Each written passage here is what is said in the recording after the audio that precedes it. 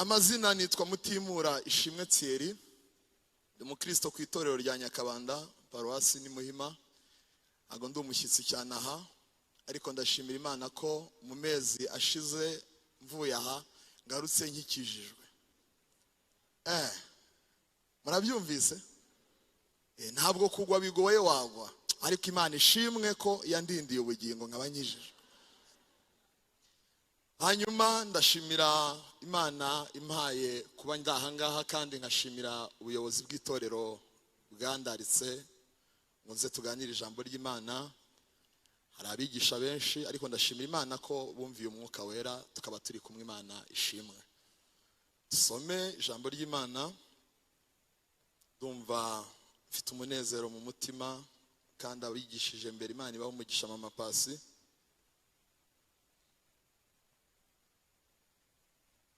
Dusome ubutumwa bwiza bwa Yesu Kristo uko bwanditswe na Yohana, igice cya mbere. Turasoma umurongo umwe wonyine wa 12. Yohana igice cya mbere n'umurongo umwe, ari wo murongo wa 12. Bibiliya iravuze ngo icyakora abamwemeye bose yabahaye ubushobozi bwo kuba abana b'Imana. Kansubiremo, icyakora abamwemeye bose bakizera izina rye yabahaye ubushobozi bwo kuba abana b'Imana. Turihuze n'irindi rimwe riri muri Yesaya, igitabo cy'umuhanuzi Yesaya igice cya 4. Turasoma umurongo wa mbere, naho ni wo wonyine dusoma.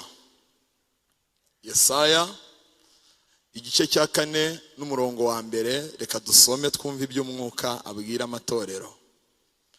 Bibiliya iravuze ngo uwo munsi abagore 7 bazajya ku mugabo umwe, bamubwire bati tuzitungirwa n'ibyo kurya byacu, kandi tuzajya twiyambika ubwacu, ariko uduhe kwitirirwa izina ryawe, udukize urubwa rw'abarokore nako rw'abantu. Kansubiremo.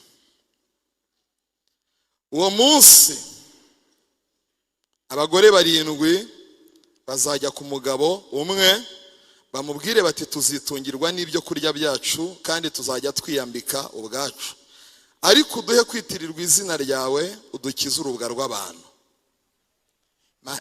Umuntu uvuze ngo amena nukuri. Iri sengesho nge ntago ryemeye. Ijambo dusomye riravuze ngo icyakora bamwemeye bose. Mbega icyemezo.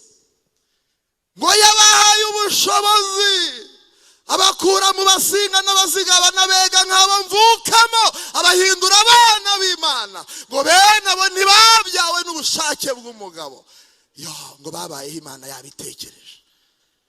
Ko mvuze ibyo bintu mukikanga se? Bahaye ubushobozi. N'ibihembe rikigufata ntabwo uragira ubushobozi.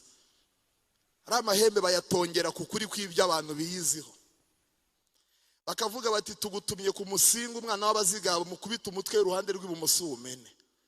Iyo rigusanze uriwe ntabwo ryagusiga, ariko iyo rihageze rigasanga umwana w'Imana, risanga ari ikimenyetso cyanditse ngo yarafashwe, ntabwo rikoraho. Haleluya! Hereza Yesu icyubahiro. Abana b'Imana ntabwo ibyo bibafata.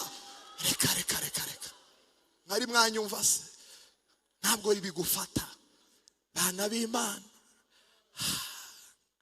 sifa kwa Mungu. Wowe baracyakubarura bakagusanga mu basinga, waragendesheje. Bandi bafashe icyemezo. Haleluya! Ngo bemera Yesu, baramwizera, ahita bavuga ngo ntabwo nkwiye gutuma mugumana ubwenegihugu bw'isi, ahita bakubita irangamuntu abahindura abana b'Imana.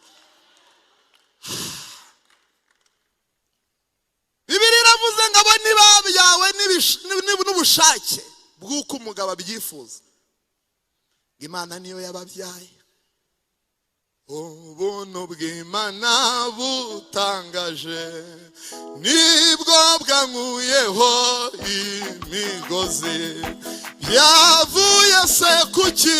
Byavuye kugushaka kw'Imana yonyine yambohoye.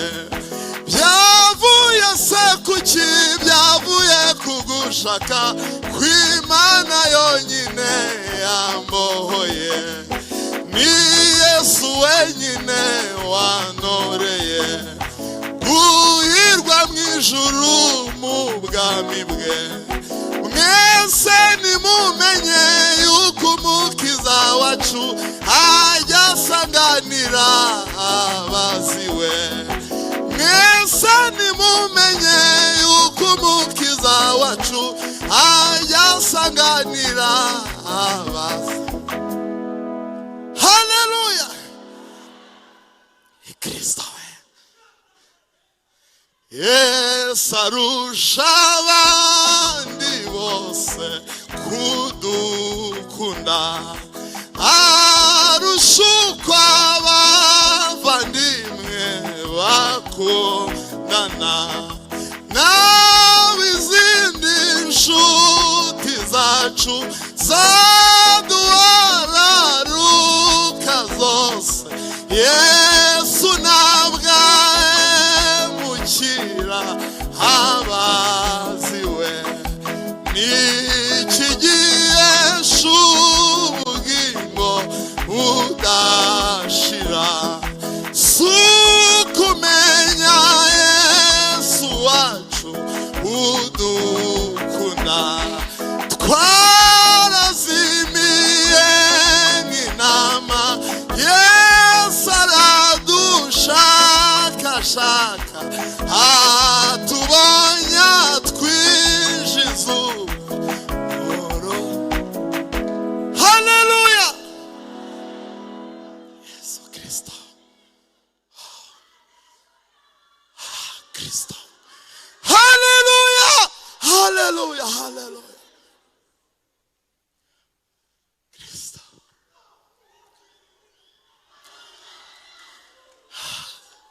Cristo, Cristo, Cristo, Cristo, Cristo, Cristo, Cristo. Urakoze, urakoze, urakoze. Enda umukristo, icyo ni ikintu gihumuriza umutima. Zaribayo nta n'imiruho.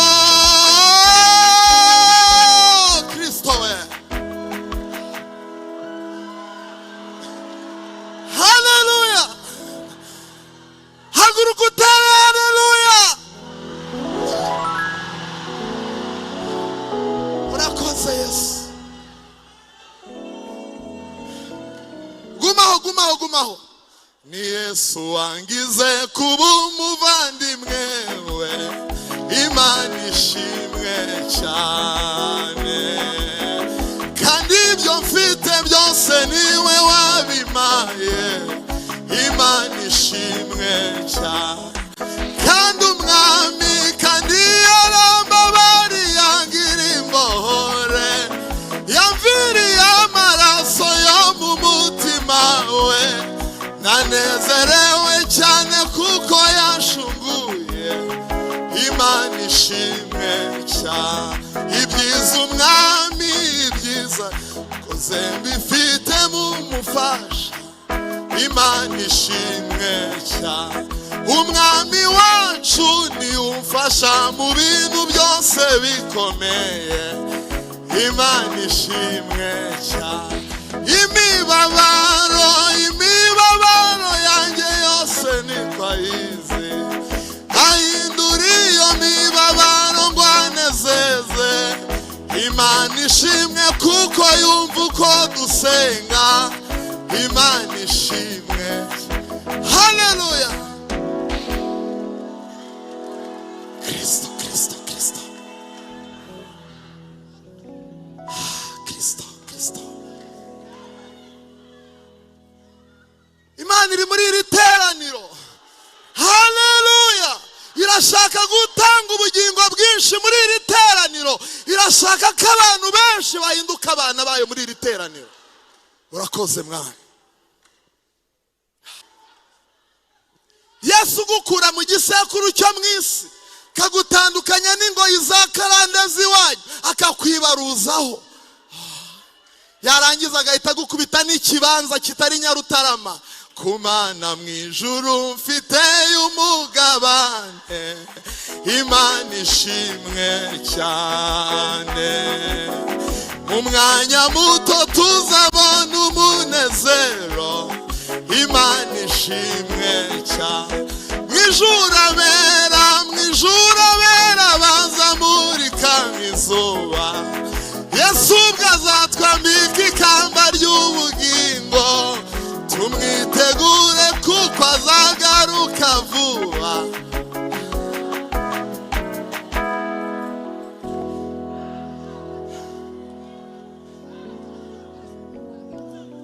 Kangabanya umuziki n'abavura amagendu, nazanye imiti yanyu, nayizanye mu bikapu bibiri. Icya mbere cyitwa isezerano rya kera, icya kabiri ni irishya, kandi ntashye n'abavuye n'ababara. Ubu bushobozi ni ku bintu bitatu. Icya mbere ni ubushobozi bwo kunesha umubiri wawe, icya kabiri ni ubushobozi bwo kunesha isi, icya gatatu ni ubushobozi bwo kunesha Satani. Kandi uyu mubiri tuwuvuze twirukanka ntiwawumva. Reka mvuge inshuti zawe nk'eshatu cyangwa ebyiri kugira ngo wumve. Inshuti ya mbere yitwa ubwibone, buri mu mashami agera muri 4. Ubwibone, ishami rya mbere rigizwe n'irifata abagore, ariko ntibarakare, ndaje mvuga impamvu. Impamvu ubwo buremereye ngo ni umuvumo bagizeho guhura na Satani bwa mbere yirukanwa mu ijuru. Kandi yazize kunywa urwagwa mu ijuru, ni ugusambana. Yamanuwe n'iki? Amanutse ahura na Eva, abateje umuvumo w'ubwibone. Ariko Imana kuko ari umutunzi w'imbabazi igambirira kubavura inyuze mu nzira zigera muri 4. Inzira ya mbere Yesu aza mu isi yanyuze hehe yemwe? Inzira ya kabiri azuka, ni bande bamubonye mbere? Inzira ya gatatu itorera rigereranya n'umugore. Byari ukugira ngo abakize uwo muvumo w'ubwibone. Nicyo gituma umugore wese n'umukobwa uzarimburwa n'ubwibone azamera nk'uwishwe na Nyabarongo, kuko yicugize ute? Ngo ni ubwibone bwa mbere. Byo bakugondozamo, ubu bwibone bugeze ahantu abantu babi, ahantu hateye ubwoba. Abantu ngo bari kugurana bya byenda bambara b'abakobwa, bya byenda ngo bakabije. Biriya ni ibiki? Ni ikigaragaza ko umuntu ataragira ubushobozi bwo kunesha umubiri. Ubwibone bwa kabiri bufata abitwa abanyamuhamagaro. Ubundi Satani iyo agiye kukwica guhuza n'undi yishe, imbaraga akoresha yica abazima azibika mu bandi yamaze kwica. Iyo akwishe muri korari nta gukuramo, akurekera mukajya wica abandi. Bundi agira ibiziriko nka 3 azirikisha abantu, cyane cyane ko iyo agiye gutera umuntu agenzura ibintu bigera muri 3. Icya mbere amenya abantu babana nawe,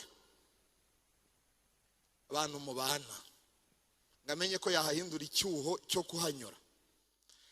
Hanyuma sinshaka kuhatinda, azibanga rikomeye, ndavuga Satani. Ubwibone iyo buguteje ubundi mu bintu Imana ikunda ni icyubahiro. Hanyuma iyo uremereye ikuvamo, kandi Imana ije umuntu arabimenya, ariko igenda itamusezeye. Ibimenyetso by'uko yaje umuntu wese aba bifite bahuye, ariko iyo igiye kugenda ntabwo iguha bayi. Iragenda ugasigarana iniforume ya korari n'umwenda wivuga butumwa, ariko Yesu yaravuyemo kera. Ubwibone bufata umuntu akavuga ati iyo maze kuvuga nta muntu we n'icyo arenzaho, kagira ngo abitse Bibiliya yose mu mutwe. Cyakora ni mu mutwe nyine. Ubundi ijambo rinesha Satani ntabwo ari iryo uzi mu mutwe, ni iryo uzi mu mutima. Iriri mu mutwe riguhindura inyoza, ariko iryakugeze mu mutima riraguhindura. Haleluya, haleluya. Ubundi intambwe zose, reka mvuga aka kantu ntaratambuka ku bwibone, murahari cyangwa mwagiye?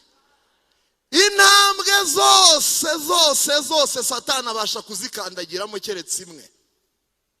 Impano zose muzi ziri mu rusengero Satani abasha kuzigiraho access. Ikintu cyamunaniye ni kimwe: ntiwamukangisha kuzi kuririmba no guhogoza. Mu isi dufite amajwi anini, tenoro, soprano, baze na alto. Uyu mutekinisiye Satani bamumanuye mu ijuru aririmba 12 icyarimwe, nta n'umuntu wantonnye. Wamukangisha ngo uzi guhogoza? Kubwibone bwamaze abaririmbye ku buryo batakimenya kuvuga no kuvuga umutima byagoranye. Umutima ngo ni umutsima. cyose wabimukangisha Satani, cyo wabimukangisha akikanga. Ekada niwamukangisha ngo urabwiriza, yarabwirije agera no kukigera abwiriza Yesu akamubwira ati soma uko handitswe. Ibyo wabimuteresha ubwoba. Ikintu cyamunaniye ni kimwe, ni ikintu cyitwa koroha. Niyo mpamvu arizo ntambwe Yesu yamanukiye maza mu isi. Haleluya! Ibyo ni byatashobora byonyine, ibindi byose arabibasha. Wahanura se agatinya kandi azi ibintu bizaba. Ibintu bimunanira ni ibintu byitwa koroha. Yesu niyo mpamvu yaje abantu ntibamumenye, akarinda apfa ntawe umuzi. Ibyo bintu mujya mubyibuka abakozi b'Imana muri aba bavuga butumwa. Mwibuka ko Yesu yarinze apfa nta muntu uramumenya, bigasaba umuzi umugambanira amusomye kandi ari uwo babana. N'ibitangaza yakoreye mu isi n'abantu bagaburiye n'abantu yazuye. Buriya kuki atazwi? Ni ibiro by'ubugingo bwinshi byapezaga imbaraga z'umubiri bigatuma mu mubiri ataboneka. Ariko kandi Yesu yari mugari cyane, ariko ubugingo yari bwinshi umuntu arabura kandi ahari. Uziko abantu Imana yambwiye mu minsi yashize ngo korali zakingirije Yesu ntibamubona. Ngo abavuga butumwa baraza bakaboneka, Yesu bagahita bamukingiriza ntaboneke. Iyo umuntu afite ubugingo bwinshi arabura, Yesu akajya aboneka. Nimwibaza impamvu abantu ngo bazi kubwiriza muri no Kigali bazwi. Ni ubugingo buke. Bakoze umunwa ariko ubugingo ni buke. Ubugingo bwinshi. Ariko ibyo bintu mubishyira muri analize. Ibintu Yesu yakoze agapfa babanje kumugambanira, kugira ngo bamumenye, bamenye uwo ari we, batamwibeshyaho bagatwara nka Petero. Aho mave. Bwibone bwa gatatu ndi kuvuga imbaraga zo kunesha umubiri. Bwibone bwa gatatu ngo bufata abagabo. Umuntu wa kera ku bagabo cyangwa se ingeso y'ubwibone igaragara mu mashami abiri. Ishami rya mbere ngo ni ugukunda icyubahiro, ku buryo ababuriye mu rugo baza gushakishiriza hano cyane abayobozi b'ibyiciro b'amakorari, buryo avuga ati muterane ruriya mwakanga agahita areba nabi, timwampinze. Gukunda icyubahiro. Ishami rya kabiri ngo ni ukudasaba imbabazi, ku buryo mugiranye amakimbirane uri umugore we abageragereje arihangana kugira ngo akubwire ngo mbabarira. Ari aranje akanyura kuri ragareta agatana envelope y'umugati bikagira gute bigahuriramo, ubwo akaba yazisabiye.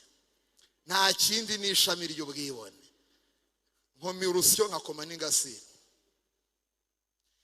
Ugomba kuba ufite ubushobozi bwo kunesha umubiri. Umubiri ukunda kujya ahantu haboneka. Kubasomye igitabo cyitwa Umugenzi ngo umubiri utuye muri karitsiye yitwa Ibushukanyi. Niyo mpamvu buri munsi dusenga ariko umwuka akajya twezaho ibyaha kandi twitwa abapantekote. Umubiri urashukana. Umubiri. Hanyuma reka nihute mvuge icya kabiri cyangwa se inshuti ya kabiri y'umubiri, ni inshuti mbi cyane yitwa isoni. Isoni. Umugabo witwa Mwizerwa ngo yageze mu gikombe cyo gucishwa bugufi, yumva ubutumwa bwiza ariko ahura na soni. Soni ngakajya aza yitwa impambiranya akamwongorera ati biteye isoni umuntu nkawe umaze imyaka 30 batijwe muri ADPR bagahamagara bihana nawe ukagenda, yewe biteye isoni koko. Izo soni zikamwataka atari kuzikari ibyo wa mugani. Ngo kuburyo benshi bagendana katanga ka kabiri akumugabo witwa Ntabwenge yagendanaga. Yari afite ubuhamya bw'abantu ariko mu ijuru batarigeze bamumenya. Ubundi bya Ntabwenge mbimenye vuba. Ibice 10 Yohana umurongo wa 10 Yesu yaravuze ngo umujura, niryo nasomye ubushize mvuya. Yaravuze ngo umujura ntazanwa n'ibindi keretse kwiba no kwica no kurimbura. Ahantu Satani abera umujura w'umugome nuko adakwiba ikintu ngo abugire agende nta kindi agusigiye. Iyo akwibye gufashwa agusigira analize ukajya ufashwa ubanje kubyiga. Eko uyu muntu yasenze. Yase ni umugabo ni umusore. Kabanza ukabyigaho ngo ufashwe, nta kindi barakwibye.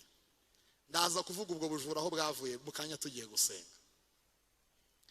Satani rero Ntabwenge yamutwaye akatanga kambere kagizwe n'ibintu bine kubw'impamvu ziyo mpambiranya ariyo nshuti y'umubiri yitwa soni. urwandiko rwitwa Katanga ka mbere nicyo kimenyetso cya mbere batse nta bwenge ageze ku irembo ry'ijuru. Ubundi nta bwenge ari mu bantu bose bitwa abanyamuhamagara ariko bataragera ku ntambwe ya gatatu yitwa gutsindishirizwa. Abaroma 8:30 baravuga ab'Imana yahamagaye yatoranyije kera yarabahamagaye, abo yahamagaye rero ntibyarangiye yarabatsindishirije ngo kandi abo yatsindishirije bahereza ubwiza. Hanyuma rero iyo uri mu muhamagara ukananira Imana ntigukuramo ahubwo iragukoresha ariko ntikorane nawe. Icyo kinyarwanda menya mutacyumvise.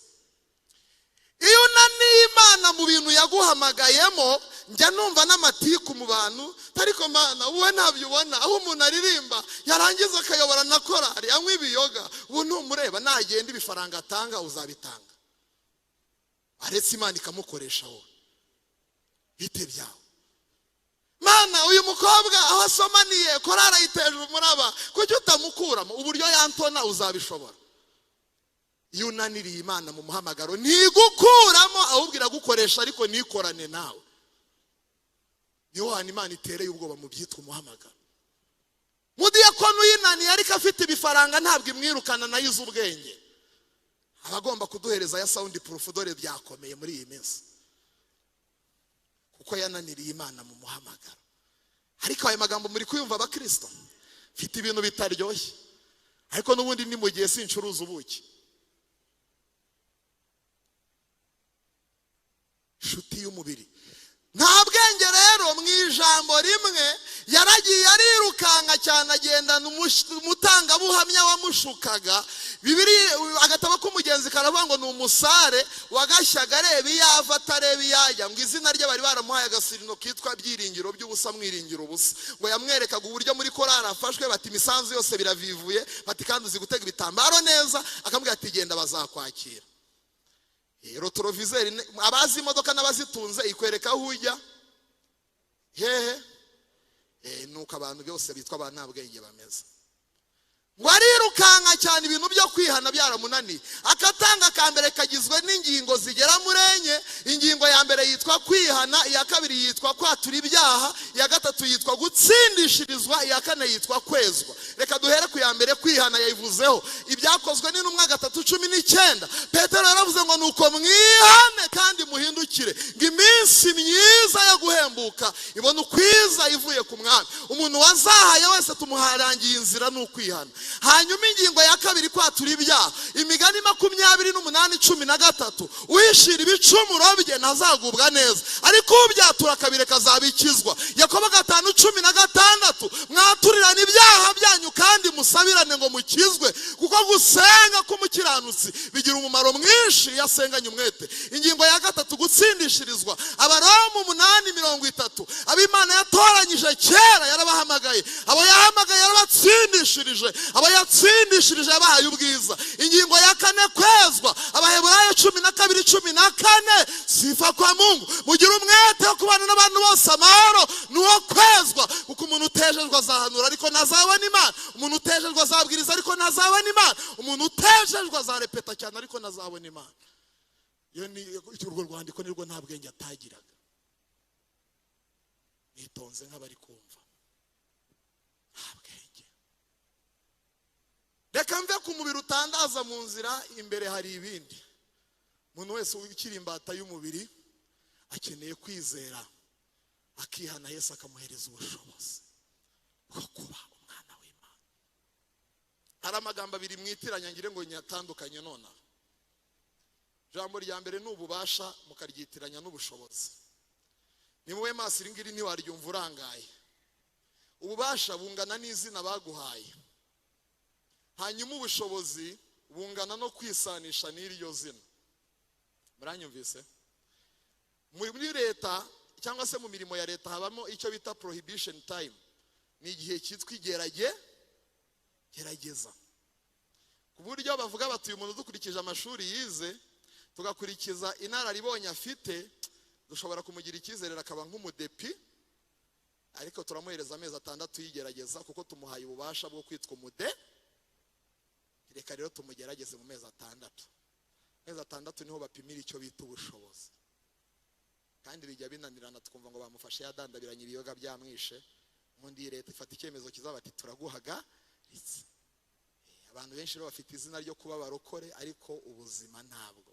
Nabo bakeneye ubushobozi. Ntabwo Imana itanga izina gusa, itanga n'ubushobozi. Ukaba umukristo udashidikanywaho, umukristo udashidikanywaho. Kandi Imana iteye ubwoba. Ntabwo Imana ishobora gutura mu mpano zo mu rusengero. Impano ntabwo Imana izibamo. Imana iba mu bindi bintu byitwa imbuto z'umwuka wera. Umuntu yagusengera kuko shitani ntabwo ashobora kwigana imbuto. Hanyuma nyuma y'amezi 2 akagusengera akagukora no kwibera. Nta bindi nuko biragaragaye nyine nta bushobozi afite.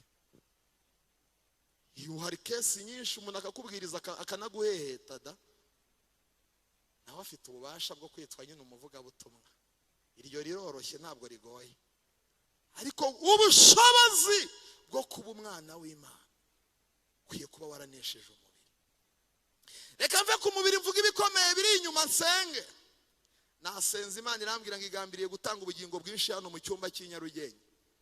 Irambwira ngo umuntu uba maso aratahana ubugingo bwinshi muri iri teraniro. Nge nasenze, reka ne kuvuga ibyo ngibyo ne kubivuga tuganire. Ubushobozi bwa kabiri ni ukunesha isi.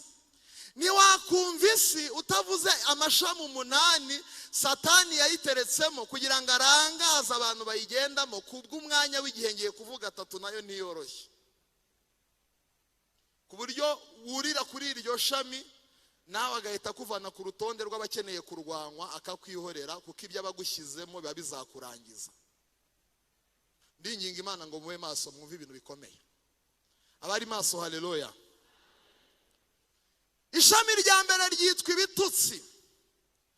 Twasenze Imana irambwira ngo umubyeyi irambwira ngo bamaso nkubwire impamvu nyamukuru abana b'abarokore babananiye. Numva icyo kintu koko kimaze iminsi kivugwa.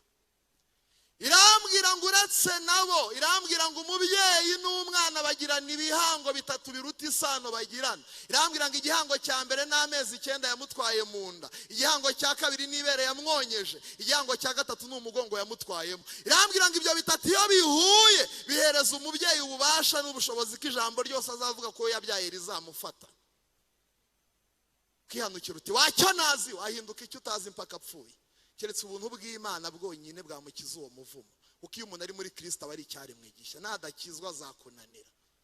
Ibitutsi niryo shami rya mbere Satani yashyize mu isi ngo umuntu wese utukana. Reka mbitangaze nona, umuntu wese waguze ku bitutsi yavuze ku isoko ryitwa imburamumaro rivuga isi, ririya soko risobanura isi. Umwanditsi yaravuze ngo ukeneye ibitutsi nta mafaranga bamwaka abyumva ku buntu. Ubu hari umuntu wishyura ngo yumve igitutsi? Naho mwaje mu nzira ntimwaje mubyumva. Niba utukana nawe nta bushobozi ufite. Uze kuba maso, Imana igambiriye kubutanga muri iri teraniro. Ishami rya kabiri ni ubusambanyi bugizwe n'amashami 7. Ndavuga ne mutazi cyane nihuta. Irya mbere ni umuntu wese uryamana n'uwo batasezeranye. Reka nsobanura ingaruka zaryo kugira ngo munyumve mwitonze. Iyo uryamanye n'umuntu muhuza ibice 3 bundi byagenewe Imana. Gusambana birenze kwinezeza byitwa adoration cyangwa se kuramya. Iyo uryamanye n'umuntu muhuza ibice 3 bigize umuntu ukijijwe. Igice cya mbere muhuza cyitwa umwuka cyangwa se ibitekerezo, nicyo gice gikorerwamo n'impano y'Imana. Akaba ari nacyo gice gituyemo ubugingo cyangwa se mu mvugo y'ubu igice cyitwa umwuka n'umutima. Uwa mwanditsi w'imigani ibice 23 yaravuze ngo yurinde umutima wawe kuruta kurinda ikofi yawe. Ibintu byose birindwa kuko iby'ubugingo biteretse muri wo. Ntushobora kuryamana n'umuntu umutima utari kubitekerezaho. Igice cya kabiri kijya muri icyo gikorwa ni icyitwa ubugingo cyangwa se ubwenge. Ntushobora kuryamana n'umuntu utabishyizemo ubwenge. Igice cya gatatu ni igice cyitwa umubiri cyangwa se imbaraga. Icyo ngicyo nicyo kigaragaza umuntu wari we. Iyo umuntu arisambana nawe icyo gice kirakora. Ubundi ibyo bice 3 byagenewe Imana yonyine. Mu mategeko 10 y'Imana yabwiye Mose ngo ujye ukundisha Imana umutima wawe, ubwenge bwawe, imbaraga zawe. Ibyo bice 3 uri gusambana birakora, nawe ugahita uhinduka umuntu uri kuramya. Niyo mpamvu Bibiliya igera ku mugabo n'umugore ikabita umuntu umwe nuko ibyo bice 3 babisangira. Iyo usambanye n'umuntu wasambanye n'abandi 40, ujyana ibintu bigera muri 4 by'aba bantu 40 baryamanye nawe. Icya mbere ujyana cyitwa imivumo yabo. Icya kabiri utwara cyitwa imbaraga y'icyaha. umuririmbyi yaravuze ngo amazi n'amaraso biva mu rubavu ntibinkuraho ibyaha gusa binyiza n'imbaraga mbi zabyo. Icyitwa imbaraga y'icyaha ntiwacyumva ntakivuze nk'umunota umwe.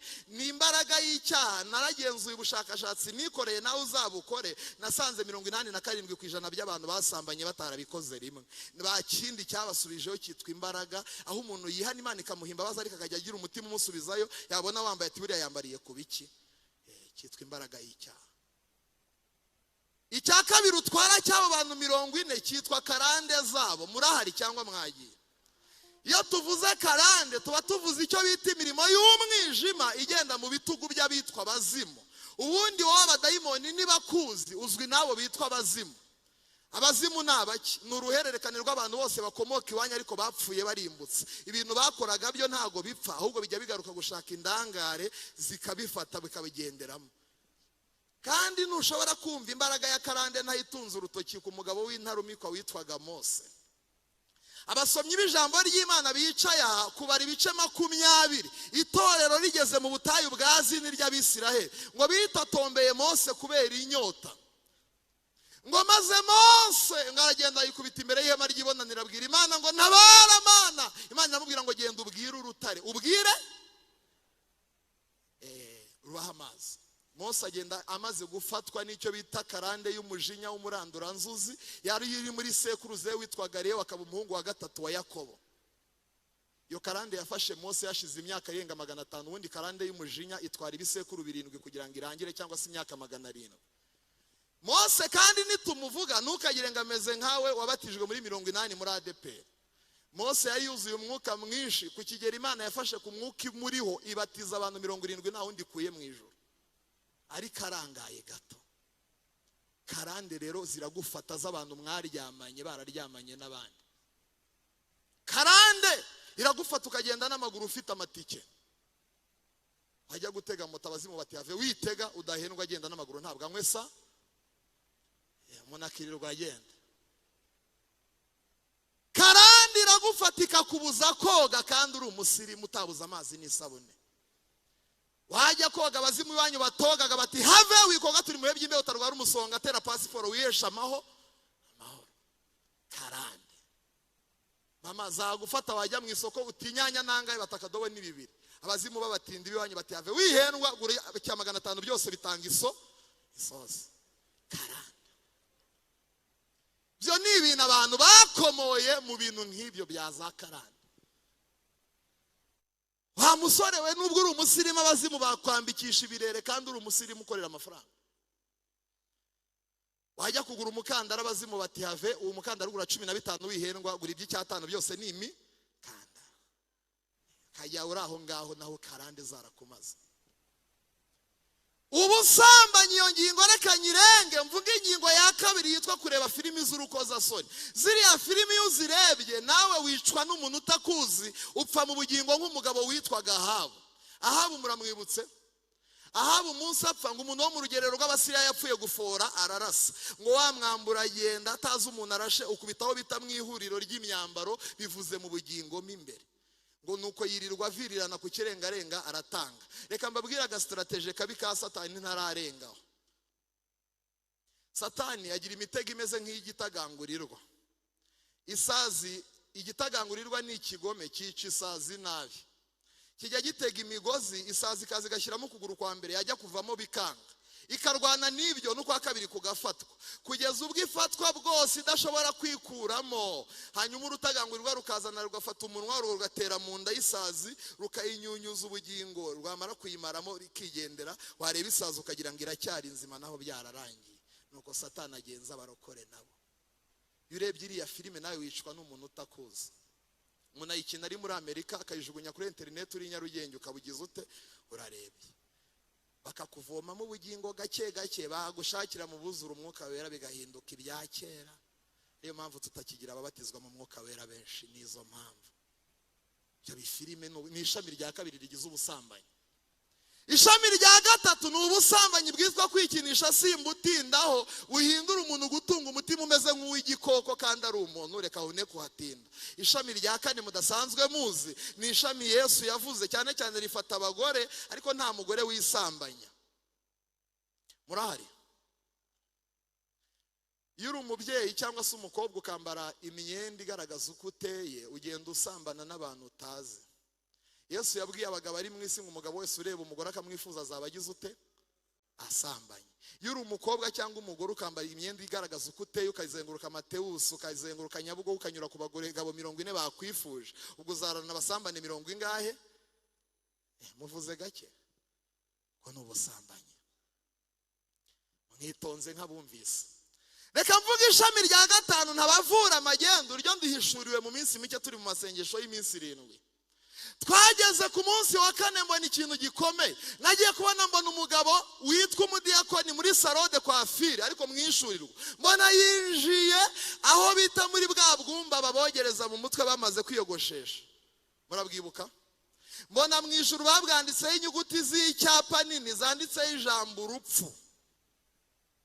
Ngiye kubona mbona wa mugabo yinjiwemo, akimara kwinjira muri ka kumba uwanyerekaga arambwira ngo bamaso nkwereke ikintu gikomeye. Wa mugabo ngiye kubona mbona asanganiwe n'umukobwa yari afite inzara ndende zibengerana, mbona uko ari mwoza mu mutwe, uwanyerekaga arambwira ngo bamaso nkwereke. Ngiye kubona mbona wa mugabo yinjiwemo n'imyuka y'amatsinda 3. Umwuka wa mbere ryari irari ritazima kandi yubatse urugo. Umwuka wa kabiri zari inzozi z'ubusambanyi zikomeye yahoranaga. Umwuka wa gatatu byari ukudahuza n'uwo bashakanye. Ubundi reka mbabwire ijambo rikomeye. Muri hari ibimenyetso bizagendana n'abizera, bazarambika ibiganza ku barwayi bagira ute?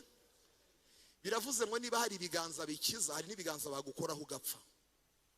N'umugabo w'ibigango ureba ukuntu ndeshya nuko nguko umeze. Ubu namara kwiyogoshesha ngabura imbaraga zo gukaraba mu mutwe. Kabona umugabo ari guhiga, ntago umutima utuje, bakamwijiza muri rwa rupfu nabonye, bakajya bakorogoshora mu matwi. Ubwo uzava muri muzima barakubeshye, uzavana umwuka w'ubusambanyi. Hanyuma reka nihute, inyuma niho hari ibikomeye, ntaza kurara mu nzira. Feko nibyo bitoroshye. Reka nsoreze ku kintu cyanteye ubwoba kurusha ibindi. Ishami rindi rituye mu isi. Ibyo bintu byose niba utarabinesha, Imana yaje ngo iguhereze ubushobozi. Ubu mwana w'Imana ugenda utakira umusambanyi, nta shami na rimwe rigufata. Cya gatatu narabwiwe ngo ni ibirori. Mbaza uwambwiraga ni si ibirori nibi, barambwira ngo ibirori si bibi, ariko ushaka kugenzura umutima w'umupantekote umugenzurira mu birori. Anjyana ahantu habereye ubukwe, ngiye kubona mbona ikintu cyanteye ubwoba. Arambwira ngo bamaso mwishuri ikintu gikomeye. Ngiye kubona mbona abakobwa n'abagore bakiri bato. Ngiye kubona mbona bambaye amakanzu yari afite ukuboko kumwe, andagaragaza mu dutuza no mu migongo. Wanyerekaga arambwira ngo reka mbabwire, abantu batandukanye n'itegeko ryitwa iry'umwuka basigaranye gucungana n'amaso y'abantu. Arambwira ngo ubukwe mwirirwa muririmba bumaze imyaka iruta 2,000 butegurwa, uretse ngewe wowe bari abantu watuma bajyamo. Sanga abantu ndebye ukuntu bambaye kandi ngo bari abarokore babaririmbye. Sanga nanjye ntawe natuma ajyamo. Cyakora mw'ibyo bintu ntimubyambara. Arambwira ngo bamaso mwishurira ikindi gikomeye. Ku kirengarenga cya bwa bukwe njya kubona mbona hacuranzwe indirimbo nsanga nsanzwe nyumva mu isi. Ntabwo ndi buyitunga urutoki nyivuza benshi mwayimenya, reka nyiceceke.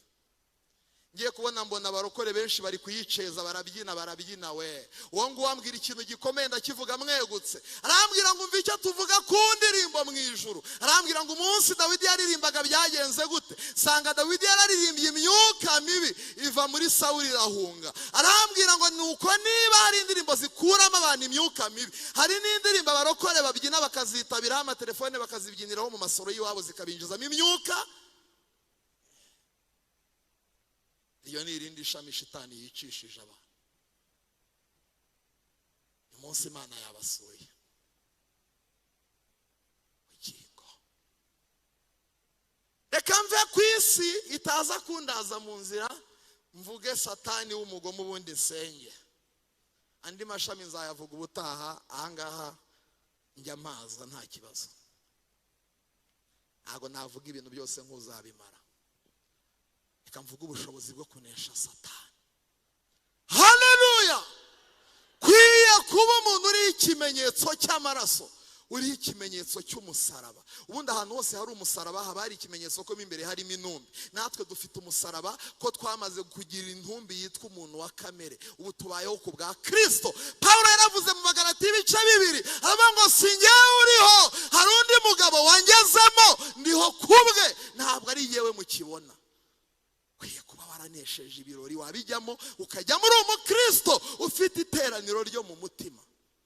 Kuko Imana ishobora no kuvuga wagiye muri ibyo birori, asanga uri kubyina bya bintu ukabura asigaye kandi utagiye mu kabari.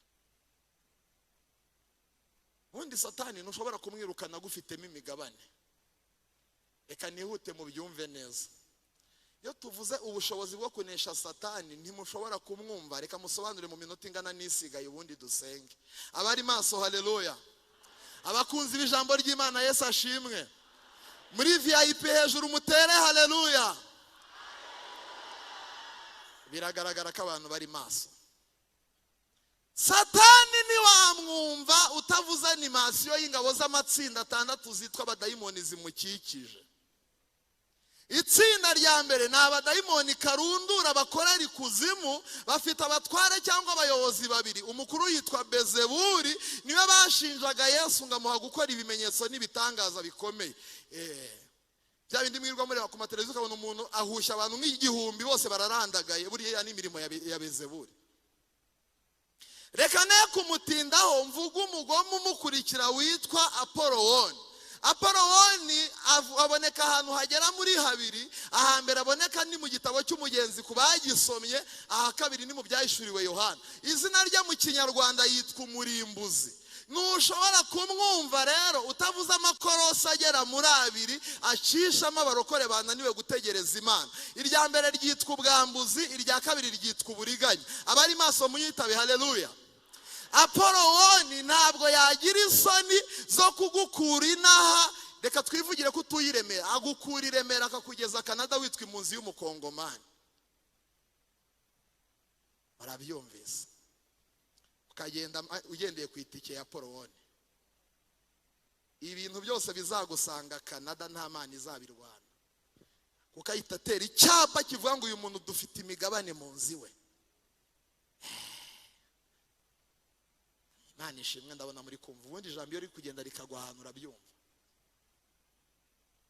Aragufata akakubakira urugo. Mbimenye vuba ko Apoloni yubaka n'ingo. Mutivuga kuri ibyo bintu gato. Navuze ngo afite ikorosi ryitwa uburiganya, ari kunyuzamo ugatanga ibyateye byitwa avance, ukabikora abantu batabireba ariko mu ijuru bakurebye, yarangiza akagutwara. Urwo rugo nirushaka rumare 40 intambara yose izarubamo. Shitani aba afite icyapa kivuga ngo uyu muntu tuzi uko rwubatswe, mugende gake. Niyo bakuzanire riya, niyo Bibiliya igaragaza wasenze cyane, wasenze ngo agusengere ngo bikemuke. Apoloni amubwira ati bugiye. Reka mbabwire ukuntu udashobora kwirukana shitani nawe akubamo. Umwe mu batumishi bananiwe mu mwuka yafashe Bibiliya akubita mu ikoti ajya muri stade kureba imipira, ntavuze amazina ntiteranya n'abayikunzi bayo, ariko nimuraje mwumva ibyayo. Ageze muri stade maze abadayimoni bafata umwe mu bari baje gufana, abamureberaga kure kuko yarazwi, baravuga bati muhave. Hano haje n'umutumishi mu muhamagara ze yirukana iki? Abadayimoni. Wa muntu ngo yarahageze atangiye gutokesha. Abadayimoni bavugira muri wa undi baramubwira ngo attention, nta muntu wirukana undi wabo. Mama, umuntu agusanze wanyu yakwirukana. Umuntu azi wanyu yakwirukana. Kubwira ngo ta. Biravuze ngo ntushobora kwirukana Satani nawe afite imigabane yawe muri we. Yagufitemo imigabane. Uwo niwe Satani turi kumutangira. Tuvuze itsinda rya mbere rikorera ikuzimu. Ntabwo natambuka umuntu yaba umwenjeniyeri akanyereza imifuka ya sima kubaka nk'amazi 10 ayanyereje, nawe ukabunyuze mu ikorosi ryitwa ubwambuzi rya Apoloni. Ibyo wakora byose n'abazasengera muri icyo kibanza n'inkubi bakubise ntago Imana yayihagarika. Icyo kibanza kiba cyaratanzwe nande? Apoloni. Ishami rya kabiri cyangwa se itsinda rya kabiri rigize animasiyo igaragiye Satani ni abadayimoni ba karundura bakorera ahantu hari amazi yitwa inyanja, ari naho umugome witwa umuhanuzi w'ibinyoma uzaduka mu byahishuriwe Yohana azaza akomotse. Ntabwo rero twabatindaho, icyakora bafite misiyo nk'ebyiri ziremereye. Reka mvuga imwe yitwa kuvangira abahanura, cyane cyane bifashishije icyo bita ijwi rya kabiri mu majwi atatu atuye mu muhanuzi, yitwa ikirere cy'amarangamutima. Himada, urubatse cyangwa uri umukobwa? Vuga se. Nta kindi uhuye n'uwo shitani yatekinetse, barakuvangira ukumirwa.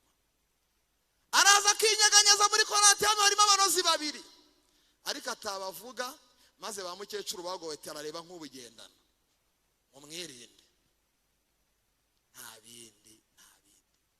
Niyo misiyo iryo tsinda rya kabiri rifite.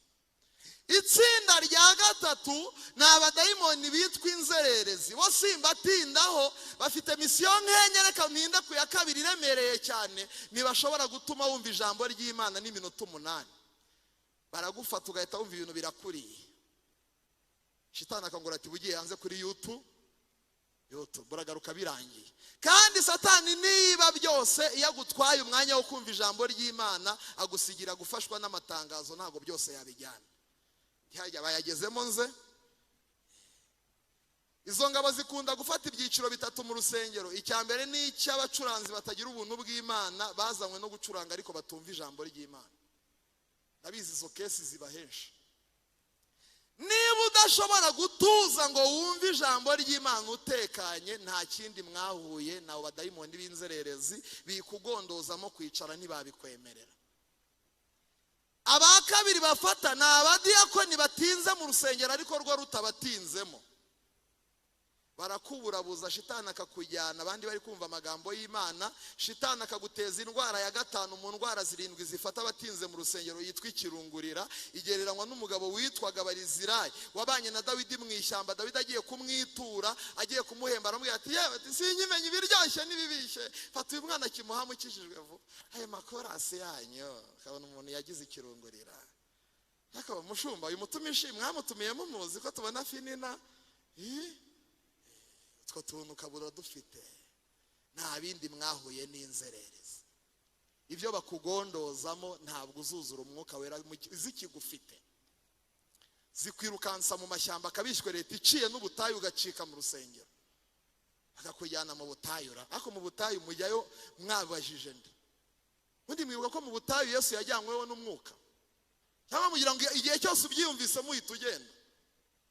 Wahuye n'inzererezi bikugondoza.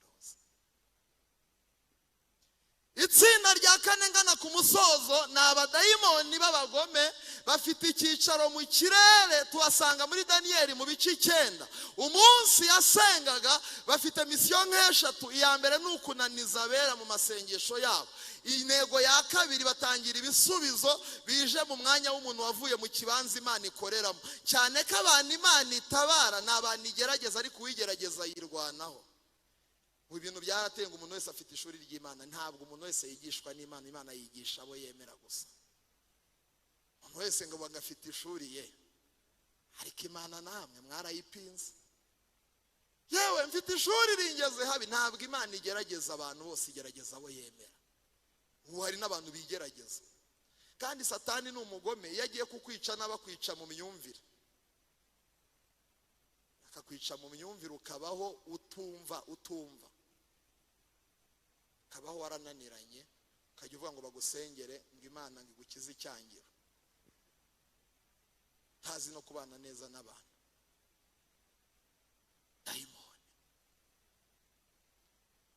Aba badayimoni bafite misiyo nk'eshatu. Ya gatatu, bashinzwe guteza abantu umunaniro w'umubiri ndetse n'uw'umutima, ku buryo abenshi musengera ibiryo mubimaze. Tayiwe Mana ubyeze tutame.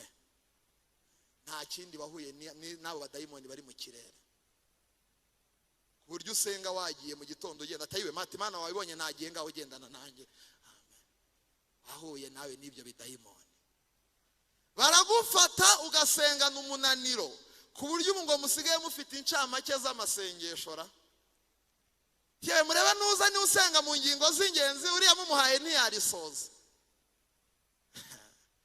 Umugabo wafashwe n'uyu mwuka w'umunaniro w'umubiri ndetse n'uw'umutima. Madasenga cyangwa ryisengere, ati ndabona watinze reka ndisenga. Mana wakoze twakurinze, ibyo nakubwiye wibwire nga ijoro ryiza, abazimu bashya amen. Kabura ryamye. Niba kugondoze wahuye n'izo ngabo z'abadayimoni, ziragufata zikakumaramo ubuzima bw'umwuka, ugasigara n'izina ry'ahantu usengera. Ziragufata zikagukamura ugasigara wemye ariko warapfuye.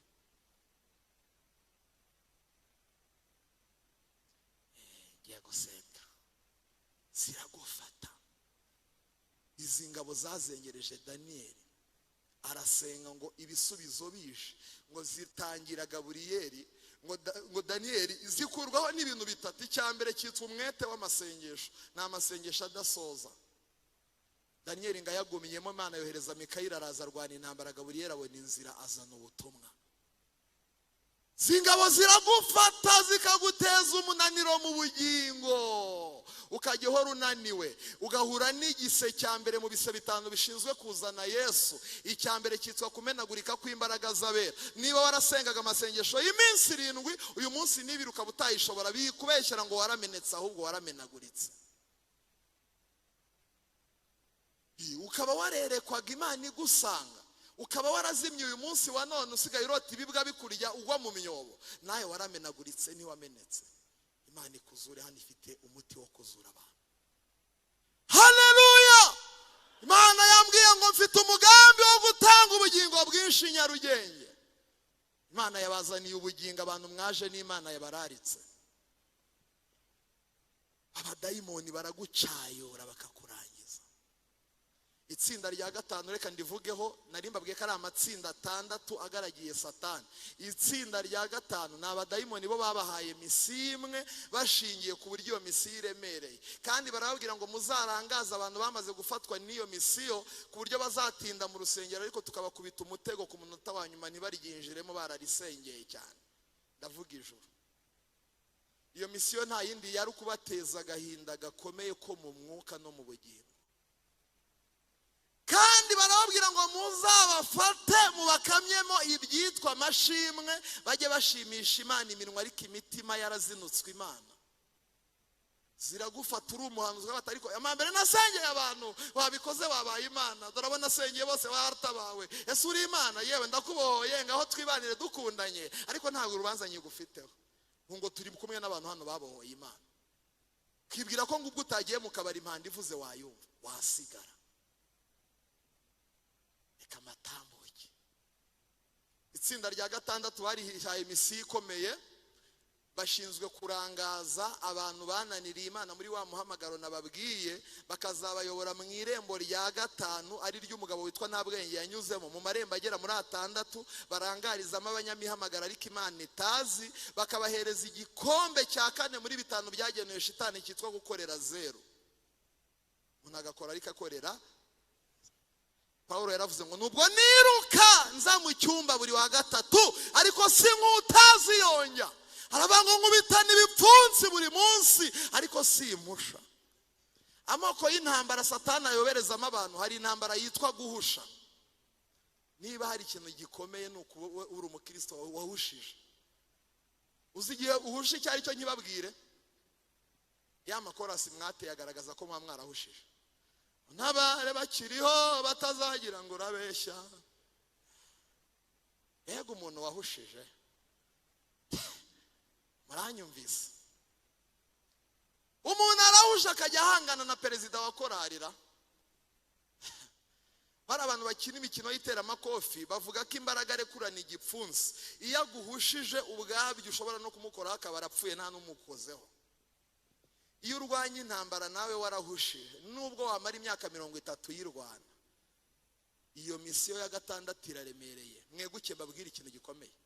Keretse abana mu bavuga butumwa nibo bazi ko intambara yaruhije Dawidi ariyo kurwana na Goliyati, akaba ariyo mpamvu babivuga mwese mugahaguruka cyane. Iriya siyo ntambara yari ikomeye kuko Goliyati yapfuye mu munsi nawe utuzuye. Intambara yagoye Dawidi ni intambara yo kubana imyaka na 38 n'umwanzi we Sawuli kandi amusengera neza. Abiringi abantu barabahemukira kandi uyiririmba ni marayika. Abo baguhemukiye nawe ufite abahemukiye cyari kimwe kimwe. Tandukana n'inzigo n'agahinda gakomeye kazakurimbuza, uhanga amaso Kristo ugira umutima nk'uwe. Haleluya. Iyo nza kugira ibyo nkurusha ngo mbiguhe, kubera urukundo unkunda Yesu, kw'iby'igiciro ifeza n'izahabu byose biri mu biganza byawe. Iyo nza kubigira nari kubiguhesha iki, kw'ibiganza byanjye byuzuyemo amafuti. No mu minsi yashize nakoze icyaha gikomeye, ndakwicisha Yesu urumva nkwiye iki. Umva umutima wa Yesu. Nyuma yo gupfa warongeye urazuka, ntiwazuka n'inzigo, uzuka n'imbabazi. Ngo mwitegereze nicwa n'isoni z'ibyo nakoze, urambwira uti nshuti yanjye ho. Pentecost for Kristo. God is power. Mana, ugira umutima wa Yesu. Satani niwe ugira inzigo. Mutunga imbabazi ba Kristo. Abadayimoni bibaka umutima w'imbabazi nk'uwari muri Kristo. Yesu yarapfuye azuka n'inzigo. N'aka kanya twikubise hasi. Haleluya. Uwiteka niyatwituye ibihwanye n'ibicumuro twamucumuye, kandi nk'uko ijuru rye ryitaruye isi, niko imbabazi agira zingana. Ibuvazuba n'iburengerazuba, dore uko hitaruye kure pe, niko yajyanye n'ibicumuro byacu kure yacu, turamuhimbaza. Igikori byo gukiranuka gusa, abarenganika barengera, imanza ziboneye zitabera, kandi igira imbabazi nibambe. Imana imenyesha bayubaha inzira zayo. Uwiteka tinakura umujinya ntiyawugumana iteka, akunda kugirira neza. Amen, amen, amen. Kristo. Haleluya. Kristo we, Kristo, Kristo. Uwitondere isezerano ry'Imana, iryo ryakomejwe n'amaraso ayo Yesu umwana w'intama yavuye, kandi akumvira ibyo yategetse. Niwugirirwa neza n'Imana iteka we, none akiri mu isi no mu ijuru. Imana izamwereka imbabazi zayo, umurava no gukiranuka. Hombeka amaso dusenge. Uri hano muri iri teraniro mwuka we. Pentecost for Kristo.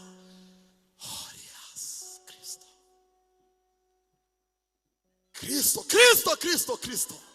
Kristo, mwuka wera we. haleluya haleluya haleluya. Eguka gato, navugaga ibimugaragiye Satani mu minota 2. Reka mvuga imigabane 3 imugize. Umugabane wa mbere witwa umwuka ukorera mu batumvira. Nagize ihishurirwa ndi mu masengesho, mbona urusengero rwari runini cyane rukubiye runo nk'inshuro 3. Ngiye kubona mbona bahamagaye umuvugabutumwa araje arabwiriza. Uko yabwirizaga uwamyerekaga arambwira ngo bamaso mwereke umugabane wa mbere ugize Satani. Ngiye kubona mbona uko ari kubwiriza abantu bari gutsindwa n'ibyaha bakoze. Maze uwanyerekaga arambwira ngo bamaso mwereke amakote y'ibyiciro 4 Satani agiye kwambika abantu mu mwanya wo kubahamagara ngo baze gukizwa ubugingo. Ngiye kubona mbona ikote rya mbere, kandi uwanyerekaga arambwira ngo nuko batandukanya n'icyitwa exposition mu buryo bw'umwuka. Irambwira ngo uriya mugenzo abashumba bakora bagusengera abantu baje gupfukama ntabwo ari ubusa, ufite igisobanuro kimwe cyitwa kumurikirwa mu maso y'Imana. Irambwira ngo ngo uboneka mu Bakolosayi igice cya 1 umurongo wa 29. Biri bavuga ngo niwe twamamaza tuburira umuntu wese yari imiburo yo kugira ngo abantu bumvire Kristo. Ngo hanyuma kugira ngo umuntu wese umaze gutunganywa n'iri jambo tuvuze tumumurikire Imana. Iyo rero ngo shitani abonye uwo mwanya ugeze, nagiye kubona mbona yambitse abantu amakote y'amatsinda agera muri 4. Ikote rya mbere yitwaga imyaka abantu bamaze mu rusengero. Mbaye maso mbona bamwe bambaye amakote ari imyaka 40, 30, 12, imyaka 8. Wanyerekaga arambwira ngo aba bose ntago bari bujye kwihana kandi bibwiye ko icyo bakoze gisanzwe. Arambwira ngo ikintu bakoze bafite umwuka wa mbere wa gishitani witwa umukorera mu batumvira. Ngiye kubona mbona ikote rya kabiri ryitwa imihamagaro. Mbona abahanuzi banze kwihana, mbona abavuga butumwa banze kwihana, mbona abantu baba mu makorari barahakanye. Wanyerekaga arambwira ngo batangiriwe n'imihamagaro bazagongwa n'umurongo Yesu yavuze ngo nazanye amagambo yanjye mugira isoni zo kuyemera, nanjye nzagira isoni zo kubemera ubwo nzazana na data n'abamarayika. Mbona ikote rya gatatu ryitwa kurebanaho. Umugabo yajya guhaguruka akabona umugore arakicaye ngo bitewe n'ibintu baziranyeho nawe akaguma akicara. Ikote rya 4 mbona ngo ni icyubahiro abantu bagiriye mu rusengero. Abo bose wanyerekaga arambwira ngo bazingiye mu mugabane wa mbere wa shitani witwa umwuka ukorera mu batumvira. Mbona ikote, mbona umugabane wa kabiri witwa umwuka w'ubwigenge. Si mutindaho, ijwi rirambwira ngo ngengira principe yitwa theocracy ivuga ngo mwese abakristo nimukira abanyu ngo mwigenge, mweguriwe umugabo witwa Kristo ngo abagenge. Sifa kwa Mungu. Arambwira ngo bakubitiwe muri cya gice nasomye, niyo mpamvu nahasomye mbanza igice cya 4 muri Yesaya. Irambwira ngo bahuje n'abagore bagera muri 7 nzabavuga ngarutse bo mu minsi y'imperuka. Umugore ashushanya itorero niko nababwiye. Ayo bari abagore 7 rero ni abantu bagize amatorero y'iminsi, amatorero 7 yo muri no minsi y'imperuka. Ngo babwiye Yesu ngo dutize izina, uko no mu Kinyarwanda kubura idini ni igitutsi. Tugira aho dusengerwa ariko uko tuzarya nuko tuzambara nta muntu ushinzwe kubigenzura. Arambwira ngo bafite umugabane wa kabiri wa shitani witwa umwuka w'ubwigenge. Biravanga abayoborwa n'umwuka nibo bana b'Imana. Abagalatiya 5:24 biravanga ba Kristo Yesu babambanye kamera n'iruba n'irari ryayo ngo niba tubeshwaho n'umwuka barokore tunayoborwe nawo. Theocracy. Nimukira abanywe ngo mwigenge. Umuntu wese ufite umwuka wo kwiyobora nawe afite umugabane ngo wa kabiri wa shitani. Dufite ubushobozi bwo kunesha Satani.